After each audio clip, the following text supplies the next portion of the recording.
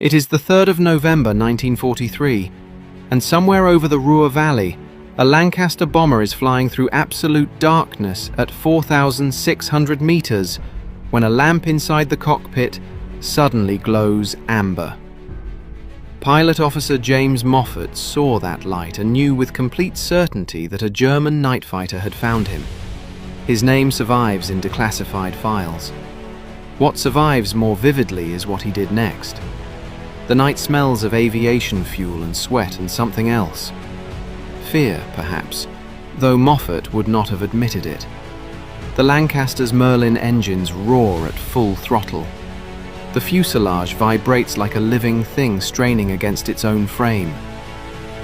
Somewhere in the darkness below, a Messerschmitt Bf 110 or a Junkers Ju-88 has locked its radar onto his aircraft. The German pilot is already turning inside his course, calculating angles, watching his own glowing screen in the cockpit of his Hunter.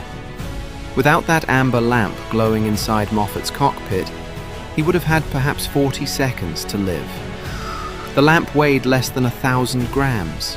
It cost approximately £12 to manufacture.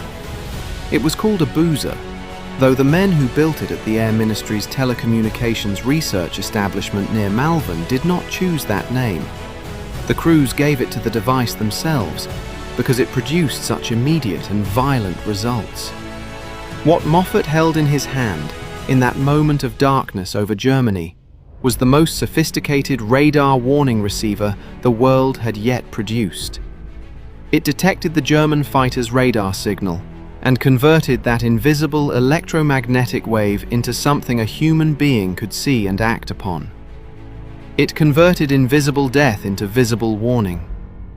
In the next 18 months, this device would save the lives of more Lancaster crew members than any other single innovation. The statistics tell part of the story. The exact human cost tells the rest. Without Boozer, the German night fighters would have reduced Bomber Command to ash within a single year. With it, the air war tilted. What made the problem so catastrophic was the mathematics of radar. The Luftwaffe had equipped its night fighters with Liechtenstein radar from 1941 onwards. These systems could detect a Lancaster at 3,000 meters, far beyond visual range, far beyond the range at which Lancasters could see their attackers. The German fighter pilots called themselves Wild Sow operators, wild boars. They hunted in the darkness with perfect precision.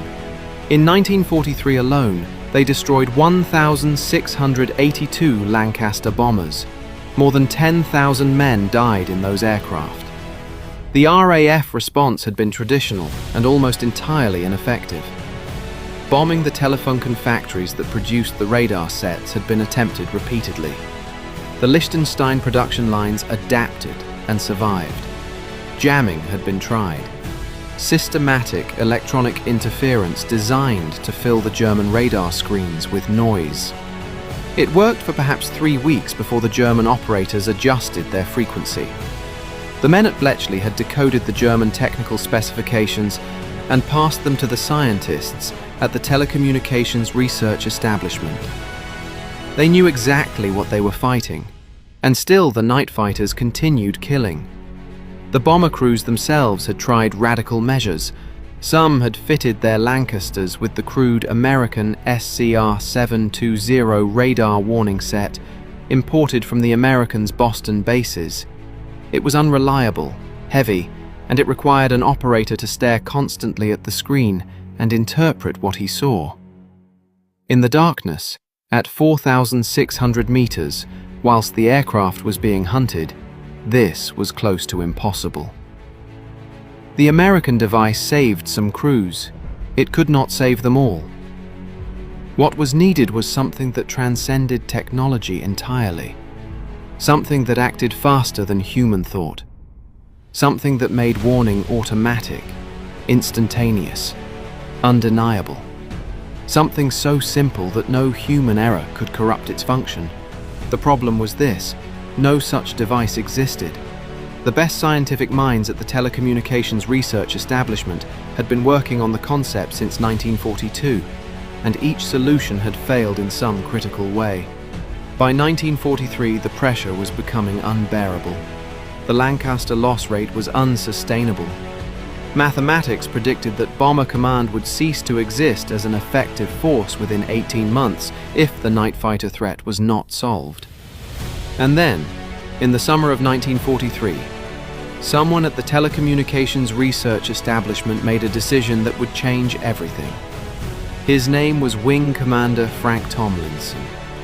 He had commanded a fighter squadron in 1941 and had watched radar technology transform aerial warfare. He knew what the crews needed. He knew what the scientists were trying to create. And he understood, in that moment, that the problem and solution had been staring at them all along. If this story is new to you, a quick subscribe means you will never miss another one like it. The answer was not to do. The German response was desperate and largely ineffective. The Luftwaffe attempted to modify the Liechtenstein radar sets, trying to reduce the power output so that Boozer receivers could not pick up the signals at such extreme range. This reduced the effective range of the German radar itself.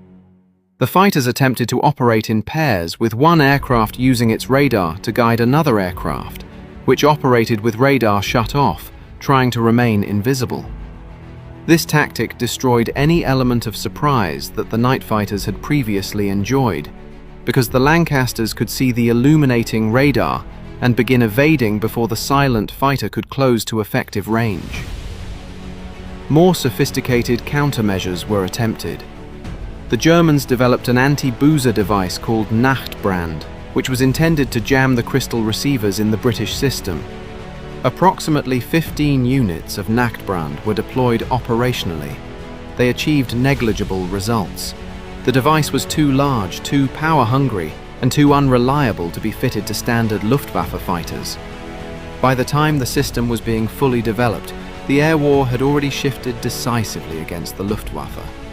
The night fighter force was being withdrawn from active operations. The daylight fighters were facing the American 8th Air Force.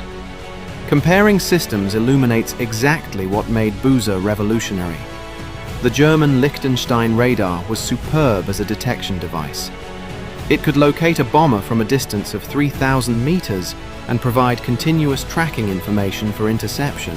However, the German fighter pilot had to see and interpret the radar screen constantly, had to calculate intercept angles, had to understand the mathematics of closing velocity and angle of pursuit. The American SCR-720 was more advanced but heavier and far less reliable. Boozer was crude, simple, and utterly brilliant because it required no interpretation. A lamp glowed. You maneuvered. You lived or you did not. The Soviets, examining captured Boozer equipment after the war, were impressed enough to develop their own versions for their post-war air forces. The Americans, who had actually invented the first radar warning receivers, had been slow to recognize how critical such systems would become in modern air warfare. By 1944, the British were ahead of both them and the Germans. Boozer was the first truly effective warning receiver of the Second World War. It became the template for every radar warning system that would follow it. The material impact was measurable and absolutely devastating to the Luftwaffe.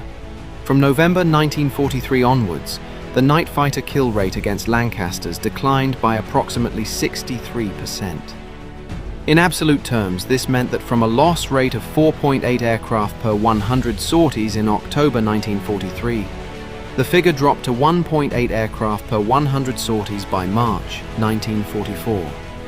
In terms of human beings, this represented roughly 3,000 lives saved in that single 5-month period.